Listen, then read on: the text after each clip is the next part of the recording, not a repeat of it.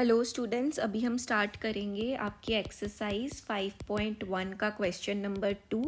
This is totally theoretical. आपको definitions देना है, ठीक है। Give a definition for each of the following terms. Are there other terms that need to be defined first? What are they and how might you define them? ठीक है। अब आपको 5 terms दी हुई हैं। इनको डिफ़ाइन करने के लिए वो पूछ रहा है कि कुछ ऐसी चीज़ें हैं जो आपको पहले डिफ़ाइन करनी है। अगर हैं तो आप पहले उनको डिफ़ाइन करिए, फिर आप इन 5 चीज़ों को डिफ़ाइन करिए, ठीक है। तो चलो अब हम डिफ़ाइन करते हैं। सबसे पहले हमें पता है कि किसी भी चीज़ को डिफ़ाइन करने के लिए हमारे पास क्या है। हमारे पास सरफेस होता है, हमारे पास लाइन होता है और हमारे पास पॉइंट होता है, ठीक है। हम अगर ये तीनों को डिफ़ाइन कर लेंगे तो हमारे पास क्या आएगा, हम ये पांचों टर्म्स को इजीली डिफ़ाइन कर सकते हैं, ठीक है। सो मैं आपको इसका डेफिनेशंस पहले मैं आपको बताती हूँ, ठीक है। तो सरफेस को पहले हम डिफ़ाइन करेंगे। तो सरफेस को जब हम डिफ़ाइन करते हैं तो सरफेस क्या है? अ सरफेस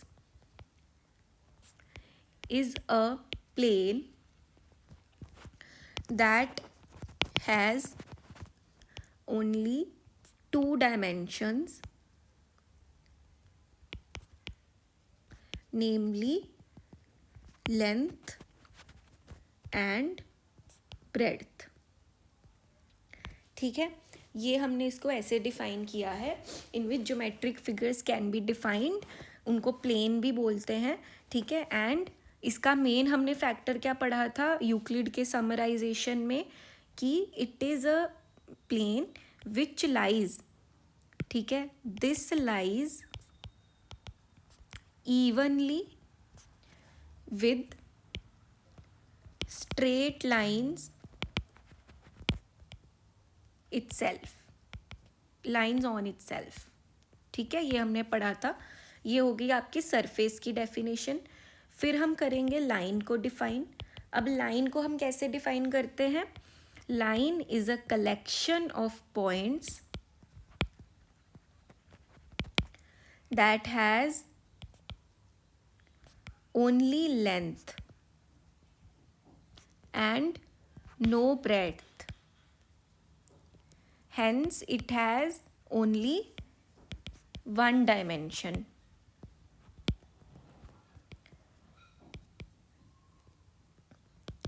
ठीक है। ये हो गया आपकी लाइन की डेफिनेशन। फिर हम पॉइंट को डिफाइन करेंगे, ठीक है। A point is what? It is dimensionless with no length and breadth. A point is that which has no part, ठीक है। जिसका कोई पार्ट नहीं होता वो आपका क्या है? पॉइंट, ठीक है। अब हम स्टार्ट करेंगे हमारा क्वेश्चन नंबर 2, जिसका फर्स्ट क्या है, आपको पैरेलल लाइंस जो हैं वो डिफाइन करना है। तो पैरेलल लाइन को हम कैसे डिफाइन करते हैं? Parallel lines are those lines which never intersect each other, ठीक है। Basically these lines have no common point, ठीक है। And they are at a constant distance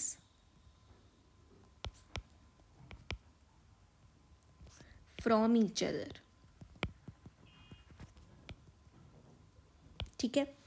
next को डिफाइन करते हैं perpendicular lines.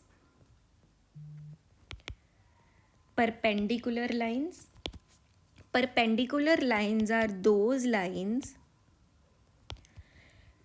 those lines which intersect each other at right angle, ठीक है, and they have only one common point. ठीक है, third term को डिफाइन करते हैं लाइन सेगमेंट। ये हम ऑलरेडी ऊपर डिफाइन कर चुके हैं।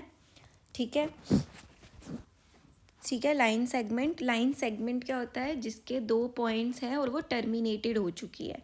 ठीक है, इसको हम लिखेंगे a line segment has 2 points. A line segment has 2 points. ठीक है, and all the points lie evenly to terminating points. Okay, terminating points, because points तो बहुत सारे होंगे लाइन सेगमेंट पे, and all the points lie evenly on the line. ठीक है, fourth हम डिफाइन करते हैं रेडियस को। रेडियस को हम कैसे डिफाइन करेंगे, a radius is a line drawn from the center to the circumference of the circle.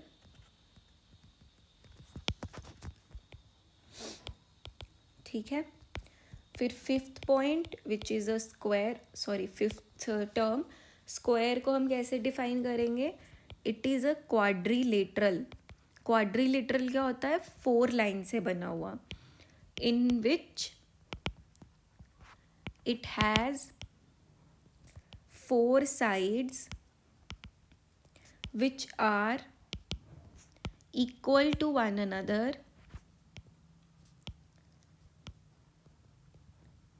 and intersect each other at right angle. ठीक है, ये हमने डिफाइन कर दिया। अब आपको अगर टर्म समझ में आ रही है, आप उसको अपने हिसाब से भी डिफाइन कर सकते हो। इट डजेंट मैटर कि आप सेम लैंग्वेज यूज़ करो, you can use any language, but just आपको कुछ चीज़ें बेसिक, जैसे परपेंडिकुलर में they are intersecting at right angle, parallel में they are at a constant distance and never intersect, ये सब चीज़ें लिखना ज़रूरी है। अदरवाइज़ आप अपने लैंग्वेज में भी इस क्वेश्चन को लिख सकते हो। ठीक है।